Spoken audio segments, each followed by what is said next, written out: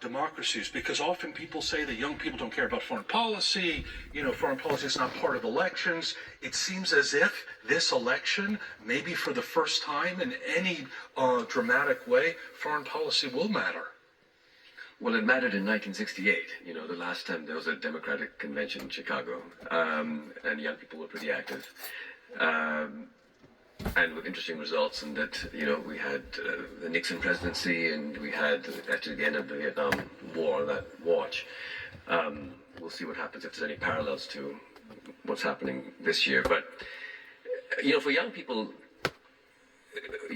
have to grapple with the fact that in the West, in countries like the United States, society is structured in a way that it has never been structured before. It is structured due to the decline in the birth rate. The number of old people or older people, people my age and older, as a share of the population of the countries of the West, is much bigger than it has ever been in human history. And the share of young people is much smaller. Now, this has the effect in democracies, alongside the fact that young people vote less, of severely disempowering young people and privileging policies that help the old, piling up massive debt that you won't be around to have paid off, not being concerned with the climate crisis because who cares, you're old, not investing in schools, your time has passed to do that. Now, this is a very pernicious thing, because I think that society's changed less because we as individuals become somehow more wise and more able to realize that this person is equal to us. And, the way the society's changed, my sense is people go old and die. And young people grow up with different points of view. And over the decades, over the generations, countries hopefully become more inclusive, more tolerant, more democratic, not necessarily, but it's a process of generational shift. Now, in the West, including the United States, that process is now stuck. There are just not enough young people. There are too many, in historical sense, older people. Now, what are young people to do? They don't have the capacity to shape their society's politics, perhaps in the way that the people of the 1960s did when they were young, when the baby boomers were a much bigger share of the U.S. population than young people are today. But it doesn't mean, of course, that all is lost. It means that young people have to reckon with the fact that they can't count on numbers to make their point. They will have to be much more active. In a sense, young people will need to do much more work to influence the policies of their countries than people had to do, perhaps, before. And so, for young people in the United States, I think what we're beginning to see, for example, with the Gaza protests, but perhaps in other areas as well, is the realization that much more will need to be done to affect any change. And if you look at the U.S. presidential candidates, people are astounded that these two old people, that nobody seems to much want, are running for president. It shouldn't be surprising. It is the natural product of a society that has grown, demographically speaking, old. And the young are going to need to figure out ways in which they can infuse their views, their values, their ownership of a future that they will hopefully live to actually see into American political discourse. And they have to take that on. So Mohsen, just to take the case of Gaza, because Ece mentioned a little bit ago the convulsive demonstrations happening on the campus of Columbia University in Morningside Heights in New York. Imagine things are happening here too. We haven't yet witnessed, but it's happening on a lot of campuses. Why is it that a occupation that is now many decades old, why has it reached for young people such a point of profound concern, where people are willing to take steps that they had not in most other instances for this particular political moment? And what are the implications of that for the U.S., you think? Well, first of all, there is a genocide going on that's already massive. Right or wrong, I think humans are doomed to understand what the difference between right and wrong when it's shown in the contrast of black and white historic documentaries. But then now it is so blatantly unfair, unjust, and devastating, inhuman what's happening to Gaza, in Gaza. I think it's impossible not to see it. Inhumaneness of it. But more importantly, Mohsin is right. Young generation don't know what we know. Actually, now I'm thinking, we were talking earlier, our dictators were great friends. No, seriously. That's why I know Pakistani songs. Ziaul Haq and Kenan Evren in 1980s, both good friends of then US government. They were amazing. They were celebrating each other's birthday by sending kid choruses to each other, and that's why I know Jive Jive Jive Pakistan song. Why am I telling this? Because we know how things can get ugly, what dictators can do, what is lack of democracy is, what torture is, like actual physical torture is, and how leftists are killed and tortured, exiled and oppressed and so on and so forth by fascism. But new generation, I think they still have this notion of justice in them. So they are acting upon it. Of course, there's social media. They are literally talking to each other with the young people in Gaza right now. So that makes sense. That makes an impact. They listen to stories, they see the faces, and Gaza is not this place, in the rest of the world, in the wilderness and so on. They see the people. So social media, I think, is one of the factors.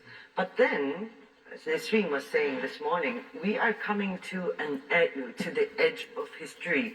And there is this feeling of we're approaching to the edge of history. Something is going to shift and shift very dramatically. These things, like, movements, they don't necessarily change things. They don't necessarily shape foreign policy, let's say. But they make some things morally impossible to do.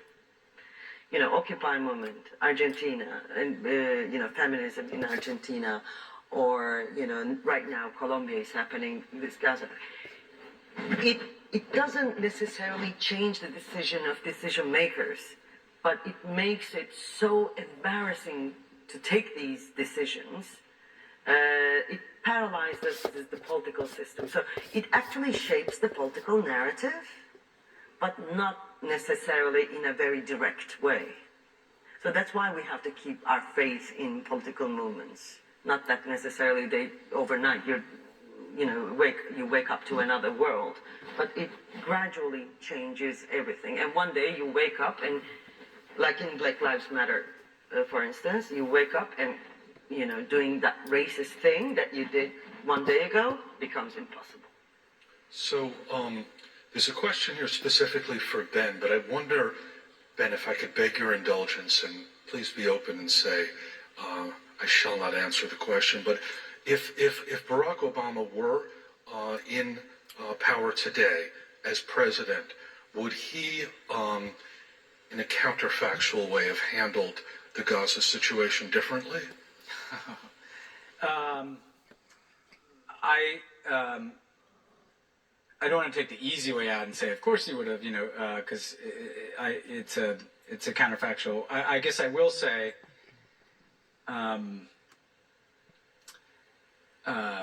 he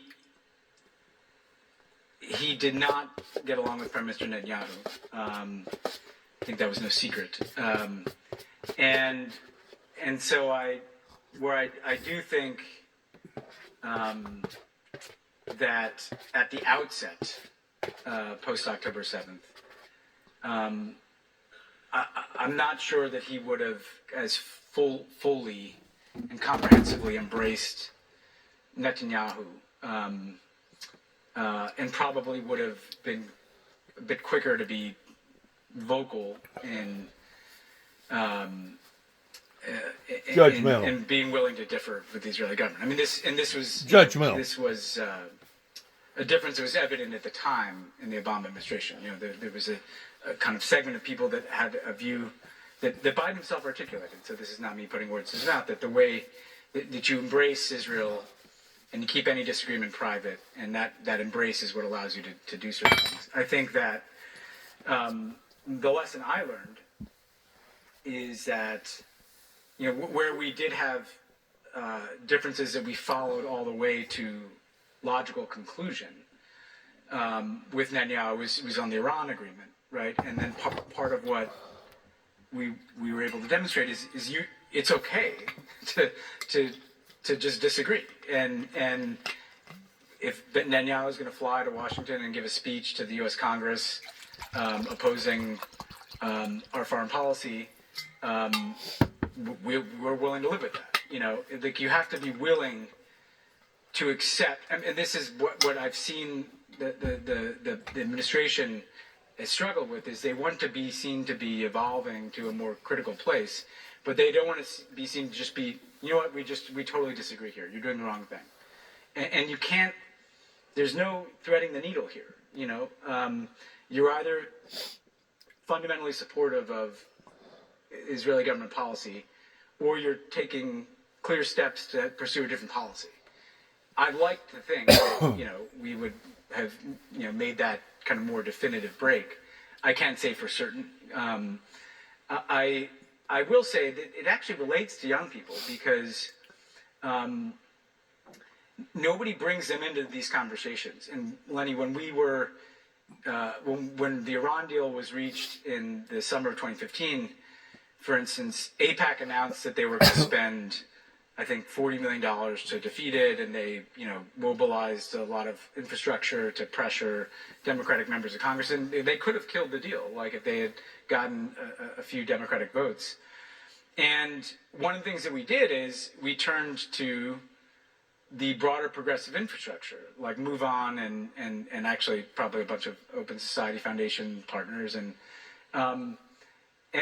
we said, okay, when these members of Congress go back, here's actually, here are the arguments that you can bring to town halls, and I actually think that one of the things, Obama didn't do everything right by any stretch of the imagination, but he did try to enlist young people. In 2008, for instance, that whole campaign was predicated on basically we're going to have thousands of young field organizers in their 20s. It's supposed to have been changed. Who are going to knock on doors and, by the way, also try to convince their parents. And nobody asks young people to do anything anymore in politics, other than vote at the very end, And young people are onto that, Like, you can't just ignore me and then show up in the summer and tell me, well, you better vote for me because this other guy, he's much worse, I do agree that the younger generation today is staring off on something completely, totally different than what, let's say, the 60s was. That's just part of the progression of humanity that is evolving. Just like climate change, global warming. That was obviously an issue back during the 60s and 70s, 80s, 90s, and even the year 2000 was very debatable. And to some extent, the world hadn't been convinced yet that the world was changing drastically because of humanity. Well, now, today, that has evolved. Finally. But look how long it took. I mean, scientists was basically telling the White House back in Carter's era that these effects was going to take place, but nobody believed. Nobody believed that it was even possible, humanly possible, that humanity could basically change the fundamentals of the world. And now we're understanding that they was wrong. It is possible. And now we're seeing the effects dramatically in every aspect unimaginable. So today, that's on the plate. To where in the 60s, it basically wasn't. What was on the plate in the 60s? I'm going to say would be the Vietnam War. That was on the plate. And between that and the economy and growing and growth and basically going through the smokestack era that our ancestors, and a lot of them are still living to this day, pertaining to the baby boomers, actually made such of a bang for the buck in that era. And they are right. Right now, there are more older people than there are younger people. So obviously, the younger people are going to have to really, really bear down in some great ideals if they're going to stick together to be able to have an effect the way, let's say, that the baby boomers did. I haven't given up on the youth. A matter of fact, I feel like that it's going to only be because of the youth that if we're going to drag ourselves out of this predicament that we're in, that it's not going to be grandpa and grandma that now is in their late 70s or soon to be in their 80s. It's not going to be them. Face it, it's not going to be them, even though they may be financially set